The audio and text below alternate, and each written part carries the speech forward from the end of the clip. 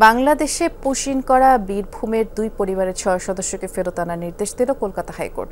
শুক্রবার শুনানি শেষে এই নির্দেশনা দেওয়া হয়। বলা হয়, আগামী ৪ সপ্তাহের মধ্যে তাদের ফেরত আনতে হবে ভারতে। বিচারপতি তপব্রত চক্রবর্তী এবং বিচারপতি ঋতব্রত কুমার মিত্রের ডিভিশন বেঞ্চ এই নির্দেশ দেন।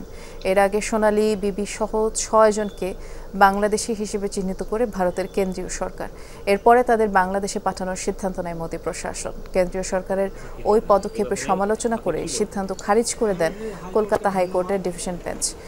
আদালত জানিয়েছেন, তারা যে ভারতীয় নাগরিক সেটা প্রমাণিত, তাই তাদের দেশে ফেরানোর দায়িত্ব ভারতেরই। সেন্ট্রাল গভর্নমেন্টকে ডিরেকশন দিয়েছেন যাতে ৪ সপ্তাহের মধ্যে সমস্ত রকম ব্যবস্থা নিয়ে ওনাদেরকে দেশে ফিরিয়ে আনা হয়। এই দুটো কেস পরপর হয়েছিল, মধু শেখ এবং Amir Khan, writ petition number 50 in the nature of habeas corpus আর writ petition number 51 in the nature of habeas corpus. দুটো মামলারই একসাথে শুনানি হয়েছে।